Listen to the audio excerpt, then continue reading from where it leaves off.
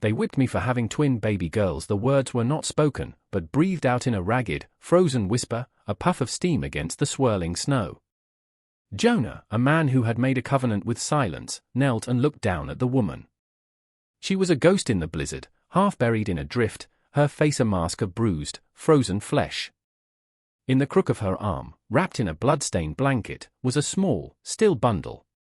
And then he saw the other one, tucked against her chest, a second life flickering like a dying candle flame against its mother's failing warmth.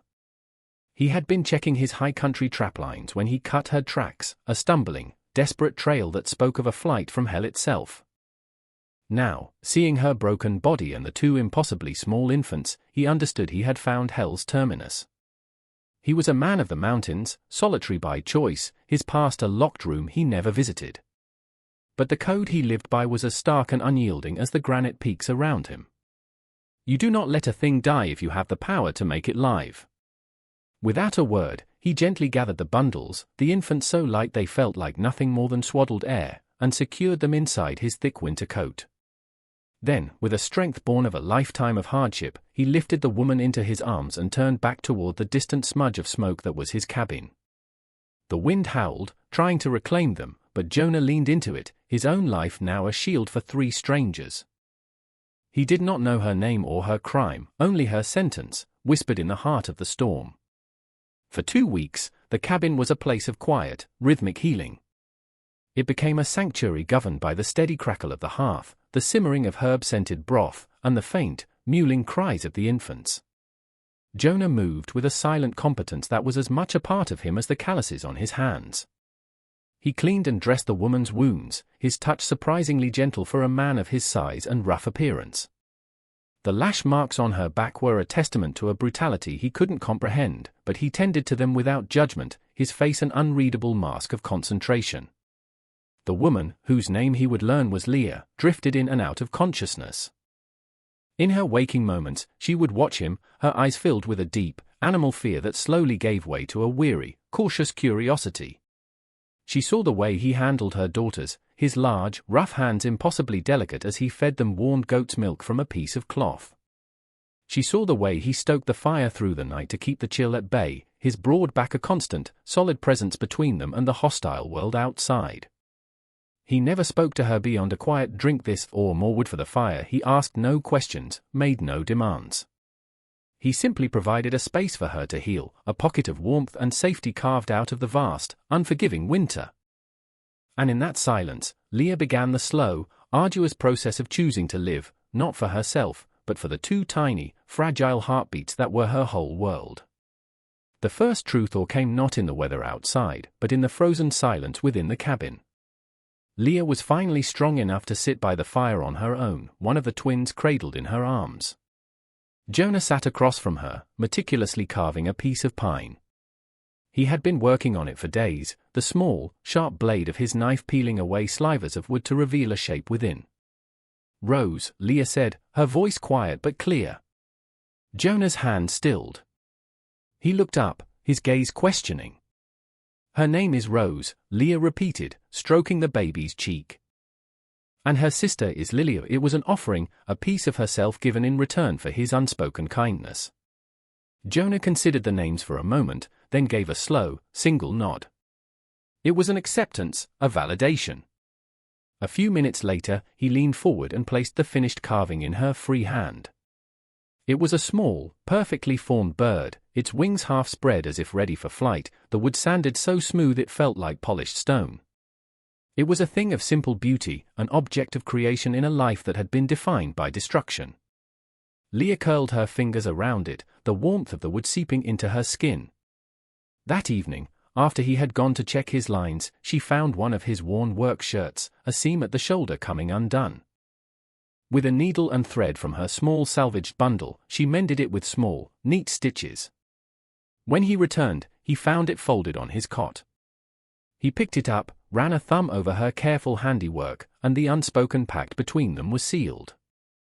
They were no longer just a protector and a victim. They were partners in the quiet work of survival. As Leah's body healed, the story of her wounds finally found its voice. She told him one night, the cabin dark save for the flickering firelight that made shadows dance like ghosts on the log walls. Her voice was flat, devoid of self-pity, which only amplified the horror of her words. Her husband was Marcus Blackwood, a man of immense wealth and land, a tyrannical patriarch who ruled his valley with an iron fist. He had married her for one purpose, to give him a son, an heir to his name and his fortune. She had failed him twice before, and this third pregnancy was his final demand. When the midwife announced she had delivered not one, but 2 healthy baby girls, his rage had become a physical storm. He had seen the birth of 2 more daughters not as a miracle, but as a deliberate act of defiance, a final, unforgivable failure. He declared her barren of sons and therefore worthless. He had his overseer whip her in the courtyard as an example to the other women on his estate, then cast her out into the encroaching blizzard with her newborn infants, a sentence of death for all 3 of them. Jonah listened, his face carved from stone, his knuckles white where he gripped the arms of his chair. He had lived his life apart from the world of men precisely because he knew the kind of evil that lurked in hearts like Marcus Blackwood's. He understood now that he hadn't just rescued a woman from a storm, he had pulled her from the jaws of a monster. And he knew, with a certainty that settled deep in his bones, that the monster would one day come looking for what he considered his property. The deep snows of winter finally receded, giving way to the tender green of a mountain spring. The world outside the cabin was reborn, and inside, a new life was taking root. The grim necessity of survival softened into the gentle rhythm of a household. Jonah taught Leah how to read the tracks of deer and rabbits, how to handle a small rifle he owned, not as a weapon of aggression, but as a tool for providing and for protection. He showed her which mountain herbs were good for medicine and which roots were good for soup. In return, Leah brought a different kind of life to the cabin. She scrubbed the floors and washed the windows, letting in the clean spring light. She planted a small garden in a patch of earth Jonah cleared for her, coaxing life from the rocky soil with the same fierce patience she gave her daughters. The cabin, once a Spartan shelter for a solitary man, was now a home, filled with the soft gurgles of babies, the scent of baking bread, and the quiet, steady presence of a family being forged not by blood, but by choice. The twin girls, Rose and Lily, thrived under their mother's devoted care and their protector's watchful eye. He was no longer just the man who had saved them, he was a constant, solid figure in their small world, a source of safety and strength. He would sit for hours with one of the girls asleep on his chest, his large hand gently patting her back, a look of quiet wonder on his rugged face. The deep, lonely quiet of his old life had been replaced by a new, more meaningful silence, one filled with the promise of a future he had never dared to imagine for himself. The peace was shattered on a clear summer afternoon. A lone rider appeared at the edge of the clearing, a man in fine clothes astride a magnificent black horse. He was not a trapper or a lost traveler. He carried himself with an air of arrogant authority that felt like a poison in the clean mountain air. He did not dismount. He simply sat on his horse and stared at the cabin, his eyes cold and calculating. Jonah, who had been splitting wood, straightened up, the axe held loosely in his hand. Leah appeared in the doorway, her face pale, her arms wrapped around herself as if to ward off a sudden chill. The rider was one of Blackwood's men, a face she knew from the estate. The man's gaze swept over the scene, the neat garden, the smoke curling from the chimney, the palpable sense of order and peace, and a sneer touched his lips. He ignored Jonah completely and addressed Leah directly. "Mr. Blackwood sends his regards," the man said, his voice carrying easily across the clearing. "He has been patient. But his patience has its limits. He knows the girl survived. He will be coming to collect his daughters. He has no more use for you." He paused, letting the cruel word sink in. "He offers this man," he nodded curtly at Jonah, $100 in gold for his trouble. "He expects you to be gone when he arrives." With that, he wheeled his horse around and galloped away, leaving a profound and terrifying silence in his wake. The threat was no longer a distant possibility. It was a promise. The days that followed were taught with a heavy, unspoken dread.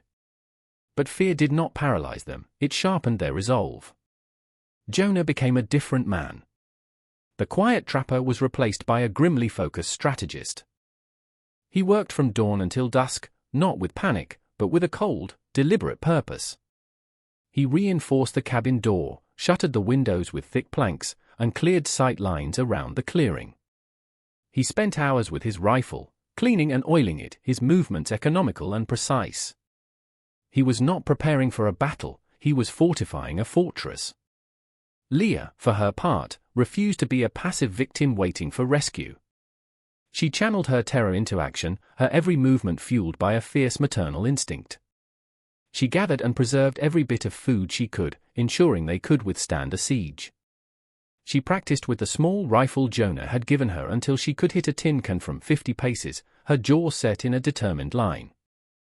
They were a team, a silent, efficient unit bound by a single, unwavering purpose, to protect Rose and Lily. They spoke little, but every shared glance, every nod of understanding, was a vow. One evening, as they sat by the fire, Jonah looked at her, his expression serious. "He will not have them," he said. It was not a boast or a promise. It was a statement of fact, as solid and immovable as the mountain at his back. And in his quiet certainty, Leah found the strength to quell the frantic beating of her own heart. Marcus Blackwood arrived with 4 hired men, a small army come to lay siege to their sanctuary. They rode into the clearing with the arrogant swagger of men who believed their victory was already assured. Blackwood, a large, imposing figure with a cruel set of eyes, dismounted and strode toward the cabin, a picture of righteous patriarchal fury. "Jonah," he bellowed, his voice echoing off the trees. "I know you're in there. Send out my property and I'll let you live." The cabin remained silent. The shuttered windows looked like closed, defiant eyes. Blackwood's face darkened with rage. "I gave you a chance, trapper. I will burn this shack to the ground with you in it."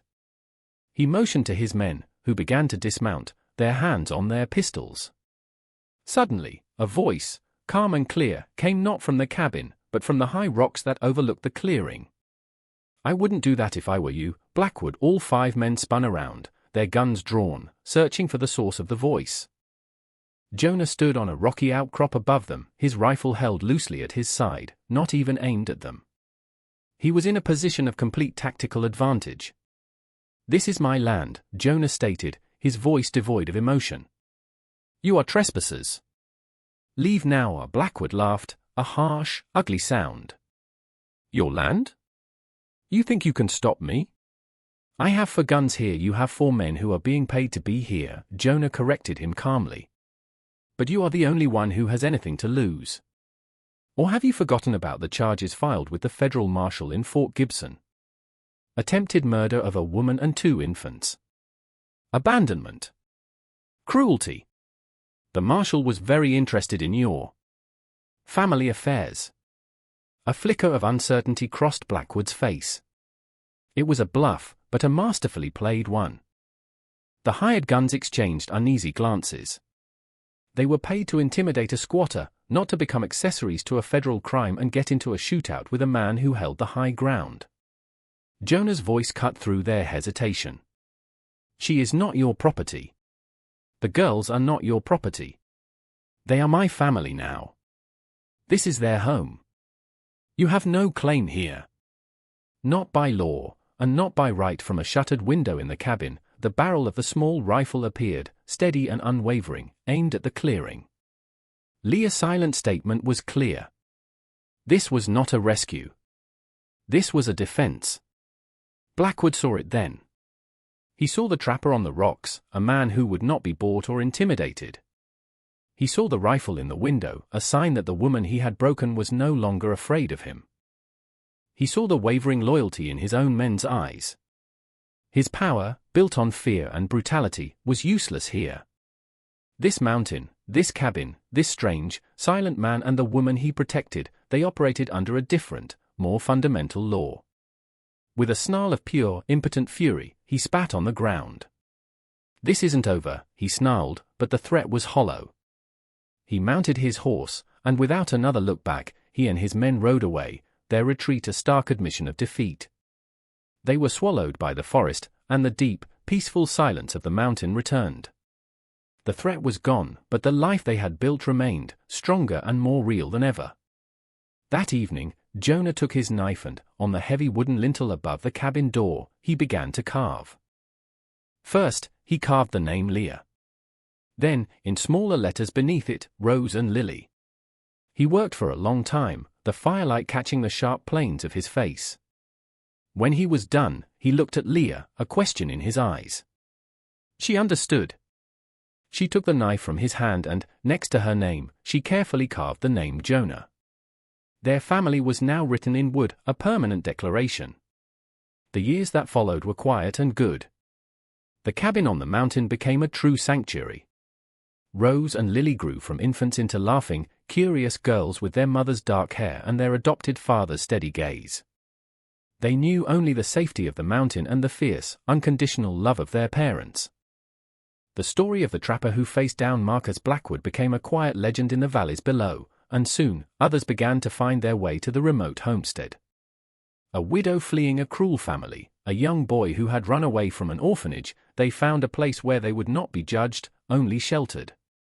The solitary cabin grew, becoming a small, self-sufficient homestead, a community of healed souls. Jonah and Leah, the stoic protector and the resilient survivor, had not just built a family, they had created a haven. This story teaches us a powerful lesson about the nature of strength and family. It shows that true strength isn't about wealth or power, but about the quiet resolve to protect the vulnerable. It reminds us that family isn't just about the blood you share, but about the love you give and the home you build in each other's hearts.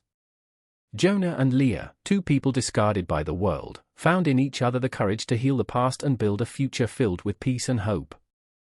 Their sanctuary on the mountain stands as a testament to the idea that even in the harshest wilderness, the most beautiful things can grow.